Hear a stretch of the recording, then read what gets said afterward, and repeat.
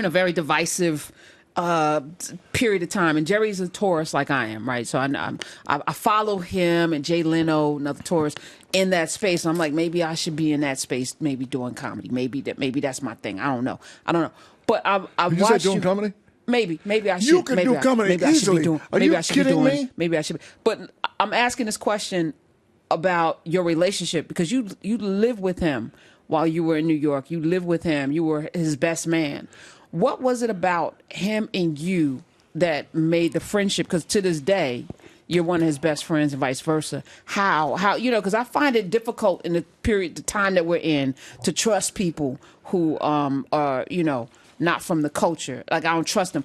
But, I trusted Jerry Seinfeld because he checked your brother, Chris Rock, when he let them white boys say the N-word. Yeah, he checked him. He checked sure them. did, didn't he? And you should have checked him, too. You should have let Will slap him for that alone. But anyway, we're good. I digress.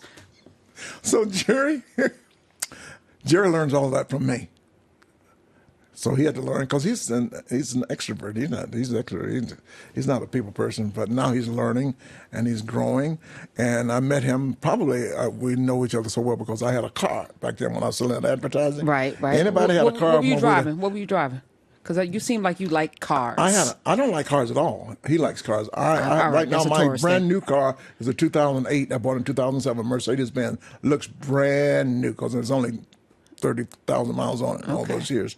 But I'm not into cars at all. But I had a car, and if anybody had a car back in the day, that's your transportation to get to other clubs. But he was different. We met at Catch a Rising Star. I was a little black guy at this end of the bar, and he was a little Jewish guy. His glasses were so thick, I felt so sorry for him. I said, can he see me? But, and so many, I always have to say I wish everybody had a friend like Jerry Seinfeld because he's so different, and we just took a liking to each other. Next thing you know, he invited me to his house for dinner, and then that's a no-no. I'm a little ignorant kid from Atlanta, Georgia. I'm not going to these Jewish people house. I ain't eating no said it just like fish. That. No gefilte fish. I ain't eating that horseradish. I ain't eating them damn potato latkes. This is George, you got to go. I said, I am not going. And they finally convinced me to go. When I got there, and they said, it's time for dinner. And I went in the dining room going, oh, my God. Guess what they had on the table? Turkey, string beans, mashed potatoes, sweet potato pie. And the parents are just, the whole sweet family. Potato, not pumpkin? It was probably I think pumpkin. they knew I was coming. Oh, okay. All right. And she cooked the cake. I ate the cake. Okay. Yeah, because, you know, black people don't eat pumpkin pie. You go to hell for that. I met a black lady not too long ago. She's a radio broadcaster, and she said she never had sweet potato pie. And I walked off the show. I appreciate that. Give me some of that. Yeah, you know, right? Yeah. You can't do that. Look, you can't do it. Kelly, Kelly, you better not look at me. Kelly, you eat pumpkin pie, Kelly? No, sir. Okay, all right. So she was gonna lie even if she did. Yeah, so right. Yeah, she was gonna tell you a lie. You cannot eat pumpkin pie. That's one thing black people cannot do. They'll take your NAACP card for that. People have those? Okay. So listen, after you left, because again, it's hard making friends as adults too, because that's a hard thing. I feel like, adults are it's weird. So when did you know? Because I feel like when did I know he was gonna be my best friend? You know when I knew? One night he got sick, and I had the car. I said, come on, let's go. It was back in the 76, actually 76. And I took him, there was a drugstore here in New York City, the only 24-hour drugstore. It was open Lexington and 53rd Street. And you're going into all kind of diseases. Everybody with anything would be in at that time of night because that was the only store open.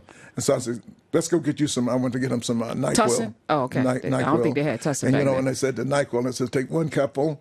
I said, take two. And he took it, and then we just became friends. And then I lived in Queens, and he had a little apartment here in the city. So, and the club was here in the city, Catch a Rising Star and the comic strip. So we kind of like hang out at his place, and next, friends. Why not? Right. So we shared the place. And we were never there that much at the same time because, like you said, I was working with Diana No Ross, judgment. I'm just saying, like, at the end of the day, this community that we have is everything because it's the support system because you're not always going to have this trajectory. You're going to have dips and valleys. Like, that's life. It's a roller coaster. Exactly. But when it dips, you need to know that somebody's there I can count on him. He's waiting for me right now Yeah. to call and talk. We talk 5 times a day. Okay. And like I say, it's just, and I have jokes on him that, that you just shouldn't be that rich. You just shouldn't be that rich. You just you know, you go to his house and you at the gate out on the island, you press the security code to get in. The Waze is still giving you direction to the house. That's how far the house is back. And you're going there and you're like, just too rich. So you watched that happen. I see the whole from day one, from nothing Right. to when he So didn't what have is any it money. about him? Because I'm still scratching my head. I'm just. To me, he's just the best person I ever met. Right, but the success. What is it about him? Oh, smart. He loves to write every day. To this day, he's still. And normally, I have a legal yellow pad with me. I don't have it today, but he writes. He gets the jokes done, and he still loves that more than anything. He's like me. He's gonna go. Matter of fact, I come up here to see you today, and he says, "Why don't you go to Vegas with me tomorrow?"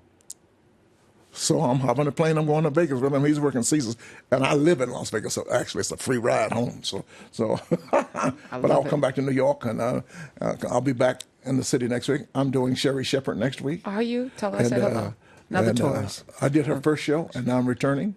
But Seinfeld, like I said, one night I woke up so rich. I woke up at 3 o'clock in the morning. I went to pee. I came back. My bed was made, and a chocolate on my pillow. Just having fun with he and the family and the wife. It's just, you know. And he's always telling me I'm too fat, and she's always cooking. Eat this, and she's a good cook.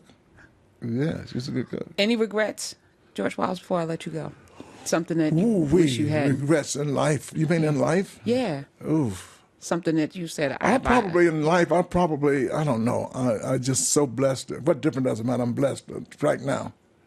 Yeah. So you don't dwell on anything. There's nothing that keeps you up. Like I wish I had. If I had to do this over again. Oh, God did a good job. He put it on me. Okay, he put it on me real good. I don't even want to get into. I'm like the doctor here. So you know God is a woman, but so. Whatever God is, what God saying something right now. You're saying really, something. Yeah. That's. I love you. Yeah, I love you too.